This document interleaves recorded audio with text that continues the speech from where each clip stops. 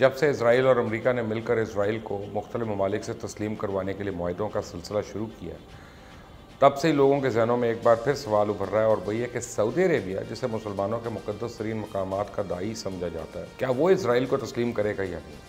اور اگر تسلیم کرے گا تو ایسا کب تک ہوگا؟ سعودی عربیہ اس وقت شدید مشکلات کا شکار ہے۔ ایک طرف تو سعودی معیشت بری طرح گر رہی ہے، دوسری جانب اسرائیل کو لے کے سعودیہ پر امریکہ کا دباؤ بڑھتا جا رہا ہے۔ محمد بن سلمان کو بلیک میل تک کیا جا رہا ہے کہ کسی طرح بھی شاہ سلمان کو اسرائیل کے ساتھ معاہدے کے لیے راضی کر لے، اور اس سلسلے میں امام کعبہ سے خطبہ بھی دلوا کر عوام کے دلوں میں ایک سافٹ کارنر پیدا کرنے کی کوشش کی گئی ہے، جس پر اسرائیل کی جانب سے تو ان کو بہت اپریشیٹ کیا گیا، لیکن سعودی عوام نے ان کو شدید تنقید کا نشانہ بنایا۔ اس کے بعد اسرائیل اور امریکہ کے یہ دعوے کہ سعودیہ میں نوجوان اسرائیل کو تسلیم کرنے کے حق میں ہیں، سب دھرے کے دھرے رہ گئے۔ لیکن امریکہ ابھی بھی اپنی ضد پہ اڑا ہوا ہے، کیونکہ یہ صدر ٹرمپ کے سیاسی مستقبل کا سوال ہے، اور اسرائیل بھی پیچھے ہٹنے والا نہیں، کیونکہ نیتن یاہو کو جو مشکلات پیش آ رہی ہیں اس میں کمی لائی جا سکے۔ ٹرمپ اور نیتن یاہو دونوں کا سیاسی مستقبل اس معاملے کے ساتھ جڑا ہوا ہے، لیکن سوال یہ ہے کہ سعودیہ کو اس کا کیا فائدہ ہونا؟ تو محمد بن سلمان کو مختلف ماہرین نے یہ منصوبہ بنا کے دیا کہ 2030 تک تیل کی فروخت تو بہت کم ہو جائے گی۔ اس سے سعودیہ کو اپنی معیشت کا انحصار تیل سے شفٹ کرنا پڑے گا، ورنہ اس کی معیشت بالکل ڈوب جائے گی۔ اس لیے محمد بن سلمان نے نیوم پروجیکٹ پہ کام شروع کروا دیا تاکہ اس کے ذریعے سعودی معیشت کو سہارا دیا جا سکے۔ اور اب جب سعودی عربیہ کو اسرائیل کے ساتھ تعلقات میں مشکلات پیش آ رہی ہیں تو MBS کو نیوم پروجیکٹ جو ہے وہ خطرے میں پڑتا نظر آ رہا ہے۔ محمد بن سلمان کے لیے $500 بلین کا یہ منصوبہ مستقبل کا اہم ترین قدم ہے۔ صحرا میں جاری یہ منصوبہ سعودی خلیج و کعبہ کے ساتھ جڑا ہوا ہے، جو شمال کی جانب سے اسرائیل کے سرحدی علاقے پورٹ ایلات سے بھی ملک ہے، جبکہ جنوب کی طرف سے بہت ساری مصری بندرگاہوں سے جڑا ہوا ہے، اور اسی طرح مشرق میں بندرگاہ سوئز اور شمال میں اردنی سرحد کے قریب بھی یہ منسلک ہے۔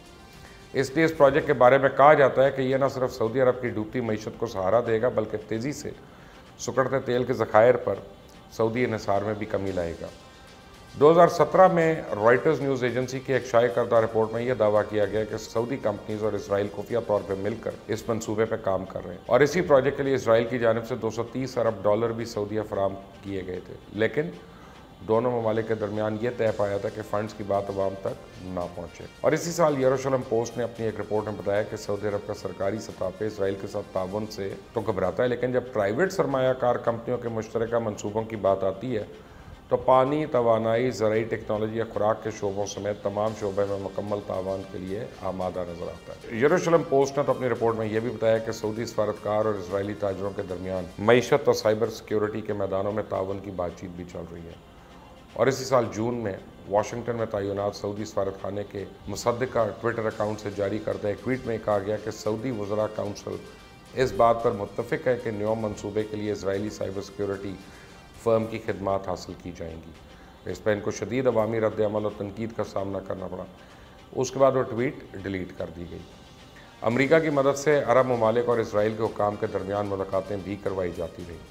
امریکہ میں جب سے ٹرمپ کی حکومت آئی ہے اور سعودی عربیہ میں محمد بن سلمان کی اقتدار پر گرفت مضبوط ہو رہی ہے، اس وقت سے اسرائیل کے ساتھ ساتھ سعودی تعلقات سر بوری کے بجائے گرم جوشی میں بدل گئے۔ سعودی عرب کے ساتھ ساتھ مصر کے لیے بھی یہ منصوبہ بڑا اہم ہے۔ اس سے پہلے ایک بار اس منصوبے کی بنیاد بادشاہ عبداللہ نے بھی رکھی، لیکن اب اس کو نیوم کا نام دے دیا گیا، اور اس منصوبے کا ایک مقصد مصر کو سعودیہ کے ساتھ کنیکٹ کرنا ہے۔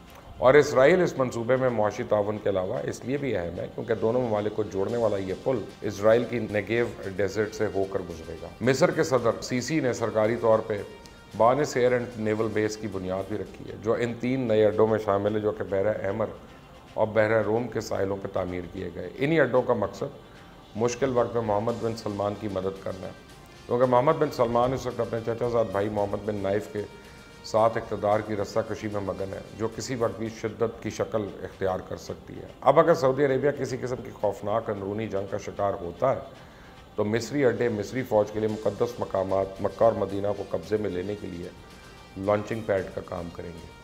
اس لیے اگر محمد بن سلمان نے اپنے مقصد کو پورا کرنا ہے تو مصر کے ساتھ اس منصوبے کے ذریعے جڑنا بہت ضروری ہے، اور یہ منصوبہ اسرائیل کی مدد کے بغیر ممکن ہی نہیں ہے۔ کیمپ ڈیوڈ معاہدوں کے تحت مصر نے نہ صرف آبناؤں اور آبی گزرگاہوں کے ذریعے اسرائیل کی معاشی اور تجارتی مدد کی، اسرائیل کو سمندری سیکیورٹی بھی فراہم کی۔ اس لیے اب اسرائیلی کمپنیز کو اس منصوبے میں شامل کرنا سعودی کے حلقوں میں محض بات چیت تک تو محدود نہیں ہے، بلکہ ایک طویل عرصے تک सऊदी हुकूमत और इसराइल के माबैन इस मनसूबे से मुतल्लिक तजारती शराकत दारी पर खुफिया तौर पर बाकायदा मुज़ाकरात हो रहे हैं। और अब वबा की वजह से जैसे तेल की कीमतें गिरी हैं और सऊदी अरब की मईशत जो कि उसके जो हालात हैं, तो 2030 से पहले ही हालात इस नए पे पहुँच गए हैं कि सऊदी अरब के लिए बगैर माली मदद के इस मनसूबे को पूरा करना मुश्किल है। इसलिए अब इसराइल सऊदी अरब की इस मजबूरी से फ़ायदा उठा रहा है। अमरीका और इसराइल अपने सियासी प्रोपेगेंडा के लिए सऊदी अरब को इस्तेमाल कर रहे हैं। या तो सऊदी अरब को इसराइल को तस्लीम करना पड़ेगा, वरना सफारती, दिफाई और मुआशी एतबार से इनको संगीन नताइज भुगतना पड़ेंगे। इसके ऊपर बड़ी तेज़ी से डेवलपमेंट्स हो रही हैं। मज़ीद डेवलपमेंट्स मैं आप तक लेके आऊँगा, लेकिन उसके लिए आप पहले ये जो घंटी का निशान आपके वीडियो पे बना हुआ है इसको प्रेस करें, सब्सक्राइब का बटन दबाएं, ताकि मज़ीद अपडेट्स जो हैं वो आप तक बाकायदगी से पहुँचती रहें। कमेंट्स में अपनी राय ज़रूर दीजिएगा। Until the next time, Allah Hafiz.